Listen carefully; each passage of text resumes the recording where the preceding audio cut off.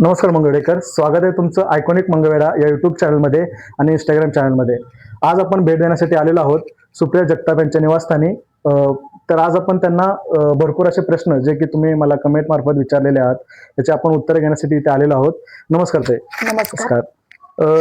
जसं की निवडणुकीचं वातावरण खूप तापलेलं आहे सध्या. राजकारणामध्ये आरोप प्रत्यारोप प्लस कामं हे भरपूर चालू आहेत. मग पहिला प्रश्न ताई असा आहे की श्रीराम फाउंडेशनच्या वतीने तुमची राजकारणामध्ये समाजकारणामध्ये जी सुरुवात झाली आहे तर श्रीराम फाउंडेशनच्या मार्फत झालेली आहे असं बऱ्याच वृत्तपत्रातून किंवा लोकांच्या मार्फत आम्हाला समजलेलं आहे. मग ते काम करत असताना तुम्हाला राजकारणामध्ये देखील यामध्ये एक स्पेस मिळाला. मग काम करत असताना तुम्हाला काय वाटलं की कोणते कामं तुमचे जे की लोकांपर्यंत त्याचा भरपूर फायदा झाला? श्रीराम फाउंडेशन आम्ही जे चालू केलं त्याला 10 वर्ष झाली आणि त्या श्रीराम फाउंडेशनच्या माध्यमातून आपण बरेचसे कार्यक्रम राबवले की ज्यामध्ये महिलांचं सक्षमीकरण होण्यासाठी आपण व्याख्यानं घेतलेली. डॉक्टर प्रीती शिंदे यांचं एक सुंदर असं व्याख्यान झालं जे महिलांना सक्षम करण्यासाठी चांगलं त्याचा प्रभाव पडलेला आहे. आणि त्याच्यानंतर आपण आरोग्य तपासणी शिबिरामध्ये नेत्र तपासणी करून चष्मे वाटप केलेले. त्यानंतर हिमोग्लोबिन चेकअप केलेले आहेत आणि आणखीन असे सांस्कृतिक कार्यक्रमांमध्ये आपण वेगवेगळे स्पर्धात्मक दांडिया स्पर्धा, होम मिनिस्टरचा खेळ पैठणीचा जो मंगळवेढ्यातल्या महिलांना घराबाहेर पडणं होत नाही पण अंगामध्ये बरीच कला असते पण आपण त्यासाठी त्यांना व्यासपीठ उपलब्ध करून देता येईल हा एक आपला पर्पज होता. त्यानंतर श्रीराम फाउंडेशनच्या माध्यमातून आम्ही अनेक पाककला स्पर्धा सुद्धा घेतल्या की ज्याच्यामध्ये ज्या महिलांच्या असणाऱ्या अंगी म्हणजे सुग्रण एक बाहेर पडले त्या निमित्ताने. आणि त्यानंतर आणखीन श्रीराम फाउंडेशनच्या माध्यमातून प्रौढांसाठी प्रौढ किंवा ज्येष्ठ वृद्धांसाठी ब्लँकेटचं वाटप म्हणजे जे गरजू आहेत त्यांच्यासाठी ब्लँकेट वाटप केलेलं आहे किंवा अपंग मुलांसाठी कोबड्या वगैरे तशा असे काही केलेले आहेत. मुलांसाठी सायकलीचं वाटप केलंय. ज्या महिला आता आपण बघतोय की अगदी घराबाहेर कधी न पडणाऱ्या सुद्धा आता स्कूटीवर फिरतायत. त्यांना लायसन्सची गरज आहे. आणि काहींना पण शिकायची इच्छा असते पण घाबरून त्या बाहेर पडत नाही, शिकत नाही. मग प्रशिक्षण देऊन आपण लायसन उपलब्ध करून दिलेले आहे. असे श्रीराम फाउंडेशनच्या माध्यमातून आपण महिलांसाठी अनेक कार्यक्रम म्हणजे महिला सक्षमीकरणासाठीचा एक मोठा हेतू पुढे घेऊन आपण श्रीराम फाउंडेशनच्या माध्यमातून महिलांना एक बळकट किंवा एक त्यांची स्फूर्ती वाढवण्यासाठी संस्था उभी केलेली आहे. मॅडम, वॉर्डमध्ये फिरत असताना तुम्हाला भरपूर अडचणी जाणवल्या असतील. काही जणांनी तुमच्याकडे प्रश्न मांडले असतील, काही जणांनी कामावर सांगितलं असेल, समाधानी असतील. मग तुम्हाला वॉर्डमध्ये फिरताना अशा कोणत्या मोठ्याशा 3 समस्या वाटल्या, एक महिला म्हणून देखील आणि एक नगराध्यक्ष पदाचे उमेदवार म्हणून देखील, की ज्या तुम्ही सॉर्ट आउट करू शकता, त्या सांभाळू शकता तुम्ही? आता भारतीय जनता पार्टी आणि राष्ट्रवादी काँग्रेस पार्टीच्या महायुतीमधून मला नगराध्यक्ष पदासाठी उमेदवारी मिळाली नाही आणि यामुळं पूर्ण मंगळवेढा शहरामध्ये मला होम टू होम प्रचार करावा लागला. आणि हा होम टू होम प्रचार करत असताना प्रत्येक घरामध्ये प्राथमिक सुविधांचीच अडचण मोठ्या प्रमाणात दिसून आली. ज्या रस्ते आहेत, गटार आहे, वीज आहे, पाणी आहे. म्हणजे काही घरांमध्ये पाणी नळ कनेक्शन नाही. त्या ठिकाणी प्रत्येकाच्या घरोघरी नळ पोहोचायला पाहिजे, पाणी उपलब्ध व्हायलाच पाहिजे.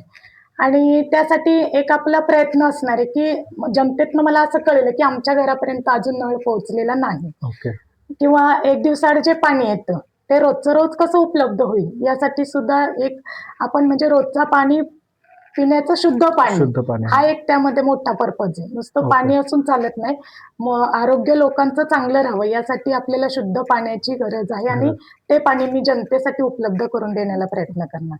त्यानंतर रस्त्याच्या बाबतीत बऱ्याच लहान बोळांमध्ये आपल्याला पेवर ब्लॉक बसवण्याची गरज आहे आणि रस्ते काही ठिकाणी जे मेन रोड आहे त्या ठिकाणी एक चांगलं डांबरीकरण करून आपण रस्ते करण्यासाठी प्रयत्न करणार. आणि त्यानंतर अंडरग्राऊंड ड्रेनेजचा मोठा प्रश्न आपण गटारीचा मोठा प्रश्न अंडरग्राऊंड ड्रेनेजच्या मार्फत पूर्ण करणार. तेव्हाच आपले मंगळवेढा स्वच्छ आणि सुंदर मंगळवेढा होणार.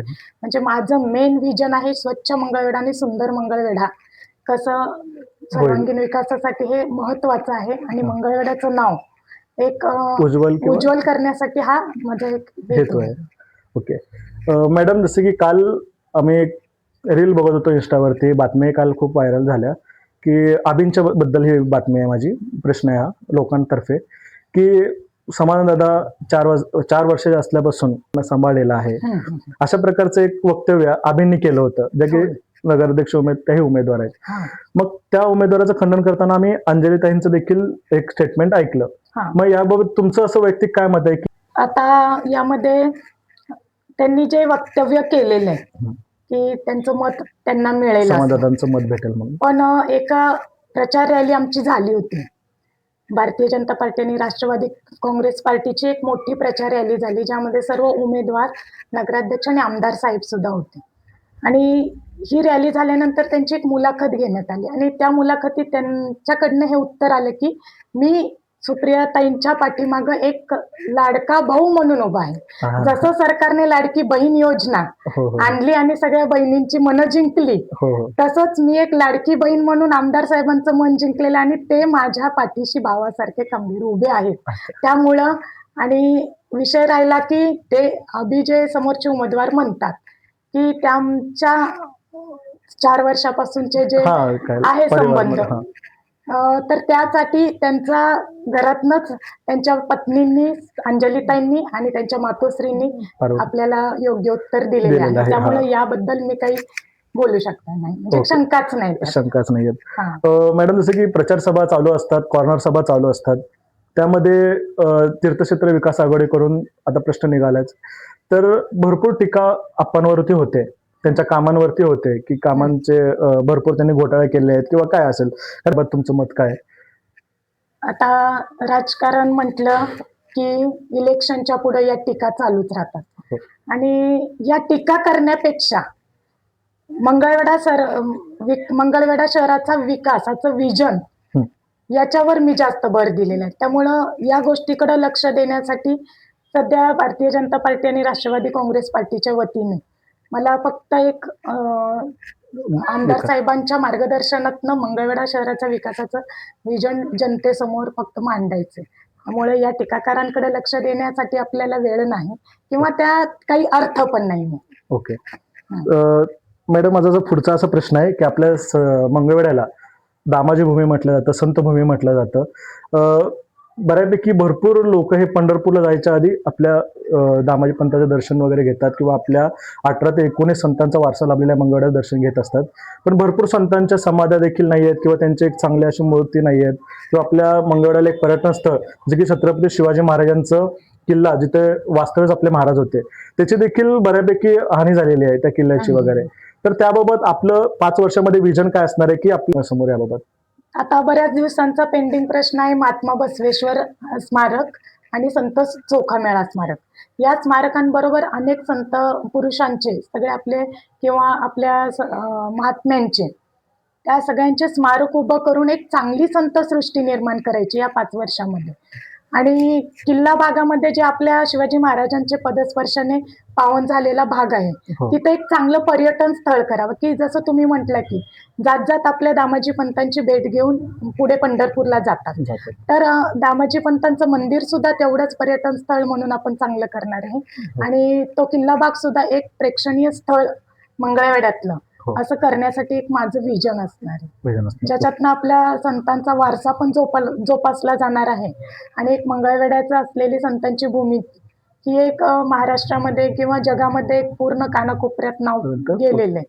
ते या प्रेक्षणीय स्थळामुळं चांगलं उज्ज्वल होणार आहे. ठीक मॅडम, जसं की आता तरुण मुलांची संख्या भरपूर आहे आपल्या मंगळवेढ्यामध्ये, पण त्या मुलांच्या हाताला नोकऱ्या नाही आहेत. आता हा प्रश्न भरपूर तरुणांच्या वतीनं आम्हाला विचारण्यात आलेला आहे की पुढील 5 वर्षामध्ये कोणत्या प्रकारच्या सुविधा मुलांसाठी किंवा नोकऱ्या वगैरे किंवा आता शैक्षणिक दर्जा जर तुम्ही आपल्या मंगळवेढ्याचा बघितला तर 16-17वीचे कॉलेजेस आपल्या मंगळवेढ्यात नाही आहेत, त्यासाठी त्यांना बाहेर जावं लागतं. मग यासाठी 5 वर्षामध्ये किंवा काही आपल्या राजकारणाचा वापर, म्हणजे आपणच्या राजकारणाच्या विचारांचा वापर करून किंवा दादांच्या वतीने काही मुलांना नोकरीसाठी संधी निर्माण करणं होईल का, किंवा 16-17च्या कॉलेजसाठी काही प्रस्ताव आपल्या इथे, म्हणजे काही विजन त्यासाठी आहे का आपल्या? आता 16-17वीचं कॉलेज तुम्ही म्हणता या ठिकाणी नाही, पण आपल्या मंगळवेढा शहरामध्ये इतके हुशार असे विद्यार्थी आहेत आणि त्यांना त्यासाठी क्लासेससाठी MPSC UPSCच्या साठी पुणे मुंबई किंवा आणखीन बाहेर ठिकाणी जावं लागतं. परंतु काही पालकांची परिस्थिती, आर्थिक परिस्थिती चांगली नसते, नाजूक असते, पण तरी सुद्धा त्यांना पाठवावं लागतं. मग आमदार साहेबांच्या संकल्पनेतनं आणि अजिताप्पांच्या संकल्पनेतनं आपण स्पर्धा परीक्षा केंद्र याची स्थापना करतोय. त्याची बिल्डिंगचं काम चालू आहे आणि त्या ठिकाणी लायब्ररी सारख्या सगळ्या MPSC UPSCच्या ज्या विद्यार्थ्यांना गरजेच्या आहेत त्या सगळ्या पुस्तकांची आपण तिथे उपलब्धता लायब्ररीच्या माध्यमातून करणार आहे. म्हणजे याच ठिकाणी आपल्या मंगळवेढ्यातले अधिकारी अभ्यास पण करतील आणि चांगले अधिकारी बनून बाहेर पण पडतील. म्हणजे हे एक आपल्या स्पर्धा परीक्षा केंद्रातनं विजन पूर्ण होणार आहे. आणि नोकऱ्यांसाठी मॅडम, नोकऱ्यांसाठी आपण व्यापारी संकुलाच्या माध्यमातून त्यांना गाळे, म्हणजे ज्यांना छोटे उद्योग करायचे असतील किंवा हातगाड्यांवर असणाऱ्या उद्योजकांना, लहान लहान छोटे छोटे उद्योजक आहेत त्यांच्यासाठी आपण विनाव्याज 30,000 रुपये दिलेलेच आहे. म्हणजे अशा किंवा बेरोजगार तरुणांना कर्ज उपलब्ध करून देणे व्यवसाय उद्योगासाठी, अशा पद्धतीने आपण वेगवेगळे उपक्रम राबवणार की ज्याच्यातनं तरुणांच्या हाताला काम मिळालं. मॅडम, माझा पुढचा प्रश्न एक शेवटचा असा असणार आहे की हे प्रश्न खूपच म्हणजे महत्वाचा आणि भरपूर लोकांकडून मला विचारला गेलेला आहे. नगर परिषदचे जे कर्मचारी आहेत ते काम वेळेवर करत नाहीत. मग काम वेळेवर होत नाही म्हटल्यावर कचरा, लोकांचा कचरा, म्हणजे कचरा व्यवस्थापनाची खूप मोठी एक खंत आपल्या मंगळवेढ्यात आहे की रस्ते साफ होत नाहीत किंवा लोकांना कचरा टाकण्याच्या गाड्या वेळेवर येत नाहीत. मग याबाबत तुम्ही नगराध्यक्ष झाल्यानंतर त्याला कशा प्रकारे हँडल करचाल, म्हणजे ती गोष्ट कशी होईल? आता या नगराध्यक्ष पदावर आल्यानंतर सर्वप्रथम आपण प्राथमिक सुविधा ज्या आहेत त्याच्यावरच भर देणार आणि त्यामध्ये तुम्ही असं म्हटलं की कचऱ्यासाठी काय करणार, तर आपण प्रत्येक घरोघरी ओला कचरा आणि सुका कचऱ्यासाठी बकेट दिलेल्याच आहे. पण नागरिकांना त्याच्या आधी माहिती करून देणार की कशा पद्धतीने ओला कचरा आणि सुका कचरा हा बाजूबाजूला केला जाणार आणि त्या पद्धतीने आपल्या इथं घंटागाड्या आहेत. प्रत्येकाच्या घरोघरी घंटागाडी दारापर्यंत पोहोचते आणि नागरिकांनी यामध्ये त्या घंटागाडी येण्याचा, त्यामध्ये सगळा कचरा दारात इकडे तिकडे किंवा एका ठिकाणी कचऱ्याचा ढीग न करता त्याच ठिकाणी घंटागाडीच्या मध्येच कचरा टाकावा, असं सहकार्य जर केलं तर साहजिकच एका कुठल्याही कोपऱ्यात ढिगारा राहणार नाही कचऱ्याचा. म्हणजे घंटागाडी जी आहे आपल्या नगरपालिकेकडून येतात, सकाळी सकाळी त्या रोजच्या येतात, म्हणजे रोजचा कचरा जर त्या घंटागाडीच्या मध्ये गेला तर एक स्वच्छता राहणार आणि त्या घंटागाडीतून त्या कचऱ्याचं विल्हेवाट करण्यासाठी आपण कुठेतरी एक चांगली व्यवस्था करणार. म्हणजे हा स्वच्छ मंगळवेढा राहण्यासाठी खूप कचऱ्यासाठी महत्वाचा आहे. ठीक आहे मॅडम, माझा शेवटचा प्रश्न असा की तुम्ही मंगळवेढ्यामध्ये, प्रश्न म्हणजे तुमचं एक उत्तरच अपेक्षित आहे की तुम्ही वॉर्डमध्ये प्रचार करताना मंगळवेढ्यातील लोकांचं भरपूर प्रेम भाजपला आणि एक आप्पा यांच्या मागे आहे. तर मग हे प्रचार करत असताना इतकं मोठं तुम्हाला मागे लोकांचा सपोर्ट लाभतोय, त्यांना साथ भेटते, तुम्हाला ऊर्जा देखील साथ देत आहेत, तर त्यांचं प्रेम मंगळवेढ्यातील एका जर शब्दात जर तुम्हाला मांडायचं असेल, एका वाक्यात जर मांडायचं असेल, तर तुम्ही कसं मांडसाल, काय म्हणसाल त्याबाबत? भारतीय जनता पार्टी आणि राष्ट्रवादी काँग्रेस पार्टीची महायुती झाली, त्यामुळं आपला हा भक्कम असा पक्ष आहे आणि लाडकी बहीण योजनेअंतर्गत आपल्या लाडक्या बहिणी भरपूर आहेत आणि त्या माध्यमातून आपल्याला लाडक्या बहिणींचा खूप सपोर्ट आहे. त्यानंतर बऱ्याच योजना केल्या शेतकऱ्यांसाठी आहे, तरुण वर्गासाठी आहे, त्यामुळं हा सगळा वर्ग आपल्या भारतीय जनता पार्टीशीच आहे. त्यामुळे येणाऱ्या 21 तारखेचा गुलाल हा नगराध्यक्षपदी आपला विजयाचाच गुलाल असणार आहे आणि माझ्या सगळे जे नगरसेवकपदी असणारे उमेदवार आहेत नक्कीच त्यांच्या अंगावर पण हा गुलाल पडणारच आहे. ओके. एवढ्या प्रश्नांची आपल्याला मॅडमने भरपूर चांगली अशी उत्तरं दिलेली आहेत. नक्कीच आपण अजून प्रश्न असतील तर आपण मॅडमला येत्या 21 तारखेच्या आधी भेटूयात आणि अजून विचारूयात. आपल्याला देखील आपण प्रश्न विचारणार आहोत. 20 तारखेला जी निवडणूक आहे त्यासाठी प्रत्येक मतदारांना आपलं हक्काचं मत आहे आणि हे हक्काचं मत कमळ या चिन्हासमोरील बटन दाबून प्रचंड बहुमताने विजयी करावं. भारतीय जनता पार्टी आणि राष्ट्रवादी काँग्रेस पार्टीच्या सर्व उमेदवारांना आणि नगराध्यक्षपदी असणाऱ्या मला प्रचंड बहुमताने विजयी करावं, हे पूर्ण जनतेला माझं एक नम्र विनंती आहे किंवा आव्हान आहे. धन्यवाद.